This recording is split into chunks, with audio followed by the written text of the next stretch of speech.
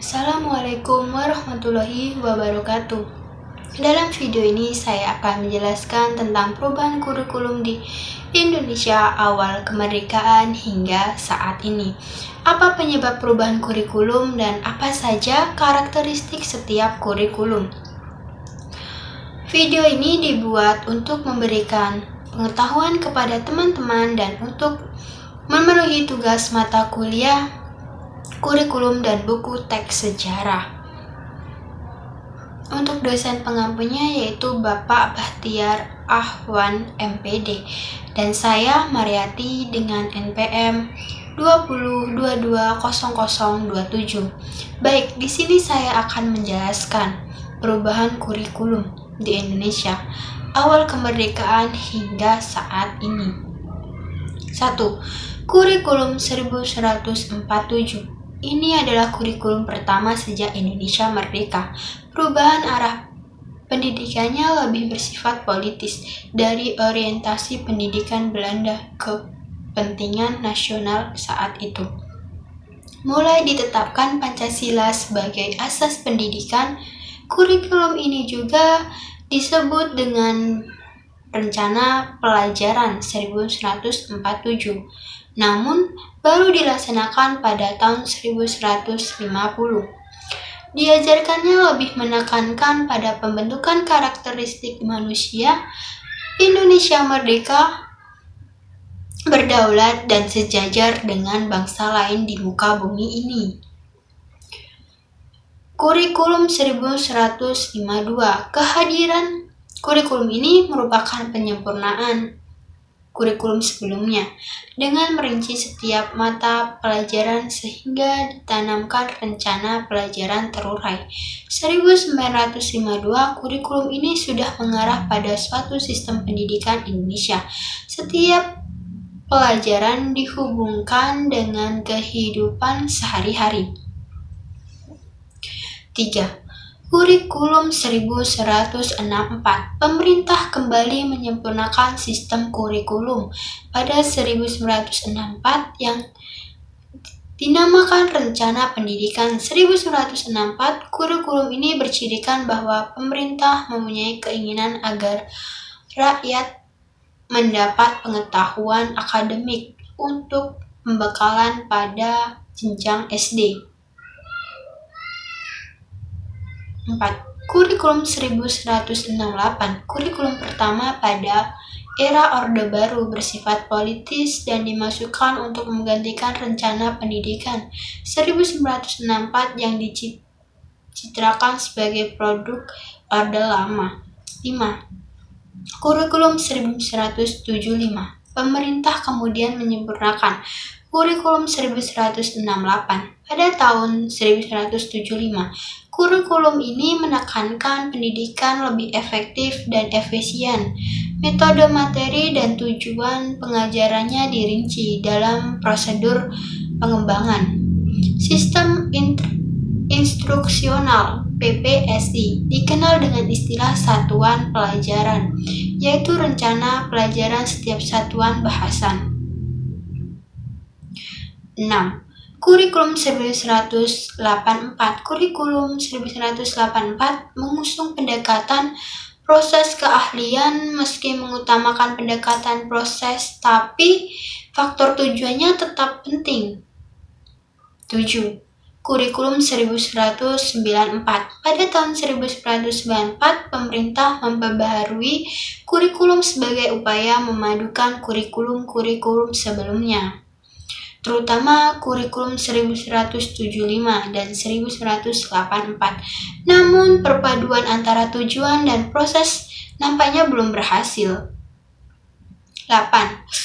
Kurikulum 2004. Pada tahun 2004, diluncurkan kurikulum berbasis kompetensi (KBK) sebagai pengganti kurikulum 1194, suatu program pendidikan berbasis kompetensi yang harus mengandung 3 unsur pokok, yaitu pemilihan kompetensi sesuai spesifikasi indikator evaluasi untuk menentukan keberhasilan, pencapaian, kompetensi, dan pengembangan pembelajaran. 9. Kurikulum 2006. Kurikulum ini hampir mirip dengan kurikulum 2004. Perbedaan menonjol terletak pada kewenangan dalam penyusunan, yaitu mengacu pada jiwa dari desentralisasi sistem pendidikan Indonesia. Pada kurikulum 2006, pemerintah pusat menetapkan standar kompetensi dan kompetensi dasar. 10. Kurikulum 2013. Kurikulum ini adalah pengganti kurikulum KTSP. Kurikulum 2013 memiliki 3 aspek penilaian, yaitu aspek pengetahuan, aspek keterampilan, dan aspek sikap dan perilaku. Di dalam kurikulum 2013, terutama di dalam materi pembelajaran, terdapat materi yang dirampingkan dan materi yang ditambahkan. 2. Faktor-faktor yang mempengaruhi perkembangan kurikulum. Dalam Sukma Dinata 2006-158, yaitu pertama ada perguruan tinggi. Perguruan tinggi dari segi pengembangan ilmu pengetahuan dan teknologi yang dikembangkan di perguruan tinggi umum pengetahuan dan teknologi banyak memberikan sumbangan bagi isi kurikulum, serta proses pembelajaran jenis pengetahuan yang dikembangkan di perguruan tinggi akan mempengaruhi isi pelajaran yang akan dikembangkan dalam kurikulum. 2. Masyarakat.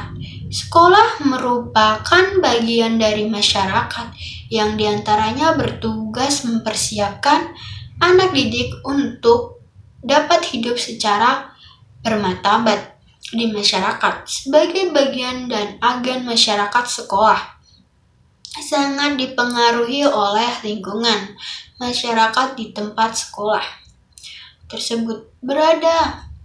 Isi kurikulum hendaknya mencerminkan kondisi masyarakat, penggunaan serta upaya memenuhi kebutuhan dan tuntutan mereka.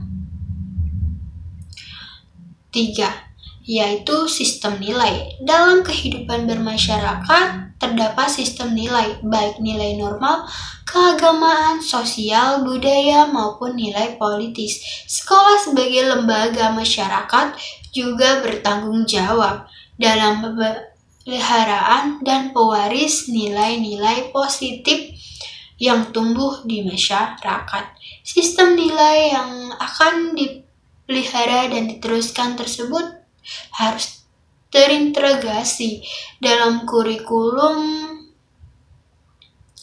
3. Karakteristik setiap kurikulum, yaitu 1. Tahun 1947, pendidikan sebagai development conformance lebih menekankan pada pembentukan karakter manusia yang merdeka dan berdaulat dan sejajar dengan bangsa lain di muka bumi ini. 2. Tahun 1952, setiap rencana pembelajaran harus mempertahankan isi pembelajaran yang dihubungkan dengan kehidupan sehari-hari.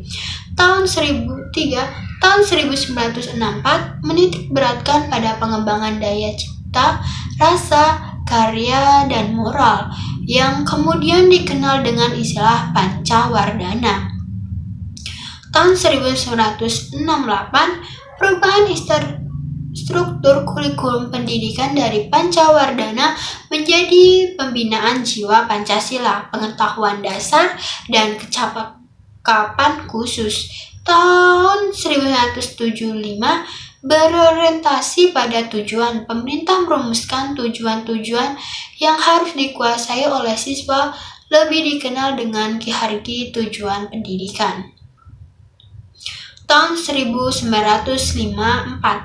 berorientasi kepada tujuan instruksional, didasari oleh pandangan bahwa pemberian pengalaman belajar kepada siswa dalam waktu belajar yang sangat terbatas di sekolah harus benar-benar fungsional dan efektif. tahun 1994. Pembagian tahapan pembelajaran di sekolah dengan sistem caturwulan pembelajaran di sekolah lebih menekankan materi pembelajaran yang cukup padat, berorientasi kepada materi pembelajaran dan isi. Tahun 2004, KBK menekankan pada ketercapaian kompetensi siswa baik secara individual maupun kolektif, berorientasi pada hasil belajar learning outcomes dan keberagaman tahun 2016 KTSP. Kurikulum tahun 2016 KTSP digunakan saat ini merupakan kurikulum yang memberikan otonomi kepada sekolah untuk menyelarakan pendidikan yang puncaknya tugas itu akan diemban oleh masing-masing pengampu mata pelajaran, yaitu guru. Tahun 2013, isi atau konten kurikulum yaitu kompetensi dinyatakan dalam bentuk kompetensi inti KI, satuan pendidikan, dan kelas dirinci lebih lanjut dalam kompetensi dasar KD, mata pelajaran. Demikian beberapa materi yang dapat saya sampaikan pada video ini. Saya mohon maaf apabila terdapat tutur kata yang kurang berkenan di. Semoga ilmu yang saya sampaikan dapat bermanfaat dan menambah wawasan teman-teman semua. Terima kasih sudah menonton video ini. See you. Saya akhiri. Wassalamualaikum warahmatullahi wabarakatuh.